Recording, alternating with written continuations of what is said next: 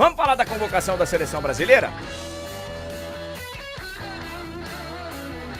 Principal assunto do programa, arbitragem. Isso é o futebol no Brasil. Olha, não é o principal assunto do programa, o Sterzinho. A gente já falou de Champions, a gente já falou de um monte de coisa e vamos falar ainda mais. Mas a arbitragem é um problema no Brasil, cara. E ela precisa ser... Isso precisa ser destacado, não tem jeito. A gente precisa falar. E... eu ainda tento, falo, dou minha opinião e segui uma vida. Alguns erros não, alguns erros a gente fica mais tempo mesmo, porque aí eles são muito mais... Agora tem... todo jogo tem erro de arbitragem, tem... mas é um retrato do futebol brasileiro mesmo, do momento da nossa arbitragem. Vamos falar das convocações, aliás, da convocação, né, dessa lista do Ancelotti. Goleiros Bento, Ederson e Hugo Souza. Laterais Caio Henrique, Carlos Augusto, Douglas Santos, Wanderson e Wesley. O Wanderson deve ser cortado, né? Deve ser cortado. Piero. Machucou contra o City ontem. Saiu chorando. Bem triste. É. Zagueiros Militão, que tá de volta. Fabrício Bruno, Gabriel Magalhães e Beraldo. Meias André, Bruno Guimarães, Casemiro, João Gomes, Joelinton e Paquetá. Atacantes Estevão, Martinelli, Igor Jesus, Luiz Henrique, Matheus Cunha, Richarlison, Rodrigo e Vini. Eu achei que a convocação teria mais nomes diferentes. Diferentes daqueles que já vinham sendo convocados e que o Ancelotti claramente vai construindo uma espinha dorsal, uma base. Eu achei que ele fosse testar mais. Até pelas entrevistas que ele tinha dado recentemente aí, que essas convocações de outubro e novembro seriam testes. Falei ontem aqui que essa seria a convocação mais tranquila pro Ancelotti, porque seria muito difícil criticar qualquer nome. Porque ele poderia convocar qualquer nome ali falando, olha, vou fazer um teste. Ele poderia voltar com qualquer outro jogador que ele quer observar mais e tal. Então essa aí, a de novembro, eu acho que não vai ter como criticar muito. A gente vai discordar aí de 3, 4, 5, 6 nomes. Pô, tá tudo certo. Faz parte de uma convocação que a gente discorde de 3, 4, 5, 6 nomes. Não tem nenhum absurdo aí, né? No meu entendimento, não tem. Não tem nenhum Daniel Alves pra Copa, não tem. Então, assim... agora eu fiquei surpreso, eu achei que ele fosse... Ele falou ali de não prejudicar tanto o futebol brasileiro, né? E convocar mais jogadores que atuam na Europa, até pela distância lá pra Coreia do Sul e pro Japão. Então foram só 2, né? Só o Hugo e o Fabrício Bruno? Hugo e Fabrício Bruno. Achei só estranho dele falar que ele quer ver o Hugo Souza jogando uma das partidas... se for, e que seria o segundo jogo, né? Eu não sei se tem alguma razão específica pra ele querer no segundo jogo.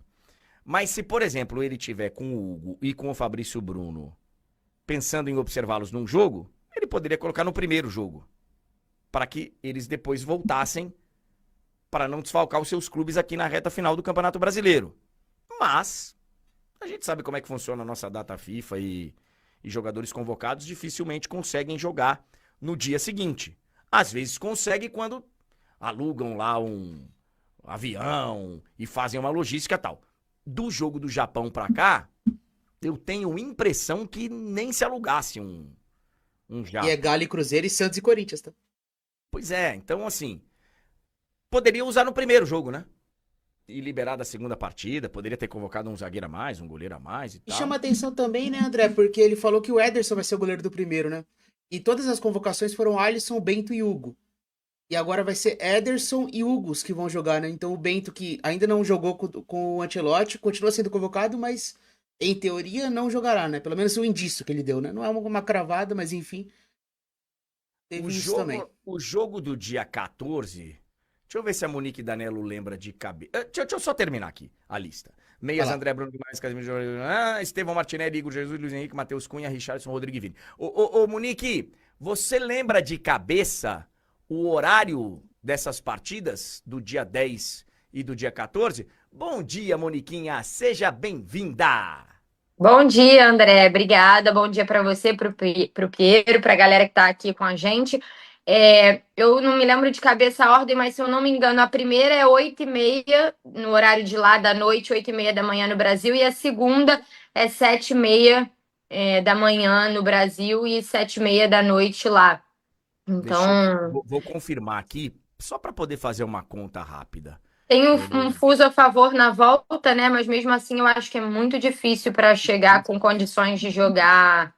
jogar o jogo na rodada, sendo a rodada, né, de quarta-feira, Ó, que o jogo do dia 14 é às 7h30 da manhã de isso. Brasília. Então eu vou fazer a conta com o horário brasileiro para ficar mais fácil. 7h30. Termina o jogo 9h30. Você consegue sair do estádio umas 10h30, 11 Pegaria horas. um voo meia-noite, né?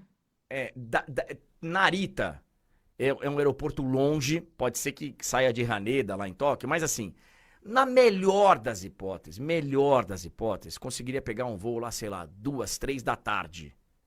E aí você faz um voo de umas 12 horas até a Europa, tem que reabastecer, ou até Dubai, até, enfim, no meio do caminho. E aí você faz um voo de mais umas 12 horas até aqui.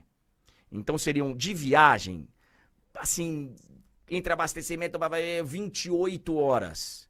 O jogo saiu de lá às 2 da tarde, você vai chegar aqui 6 da tarde e o Não dá. jogo não tem condição. A E minha assim, volta, a minha volta, por exemplo, eu saio no dia 15, né? Que é no dia seguinte da partida. Eu saio de lá no dia 15 à noite, eu chego aqui no dia 16 à noite. Num cenário muito parecido com esse, né? O que seria para eles reabastecer, para mim seria uma conexão. Eu vou fazer o voo até Paris e depois o voo de Paris para o Rio. E é uma janela ali de mais de 24 horas viajando. Então, assim, com qualquer logística, mesmo que fosse avião fretado e tudo mais, se fosse um jogo na Europa, beleza, mas um jogo no Brasil realmente é muito difícil de chegar. além do custo, enfim. Então, assim, se ele estiver pensando em utilizar os dois jogadores, são só dois que atuam no futebol brasileiro, em uma partida só, poderia usar na primeira. Mas aí, cara, tá tudo certo, tá dentro do. Ele tem que pensar no dele e segue a vida. Eu só E, achei, André, eu só achei interessante, Monique, porque ele fala na entrevista que ele não atrapalha tanto aqui, ele pega os jogadores de lá e tal. Então, pra não atrapalhar nada aqui, ele poderia fazer desse jeito. não, e agora, assim, fica a questão, porque logo depois que ele anunciou essa lista, outros dois jogadores saíram sentindo e podem acabar cortados, né? O Wanderson, que saiu sentindo no jogo do Mônaco ontem, e o Gabriel Magalhães no jogo do Arsenal. E aí, se a gente for levar em consideração outros nomes de lateral direita que foram testados, boa parte está no Brasil, né? E de zaga também, né? Numa escala ali, talvez seria o Léo Ortiz, aí jogando pela esquerda o Léo Pereira, que já esteve, né, nas últimas pré-listas.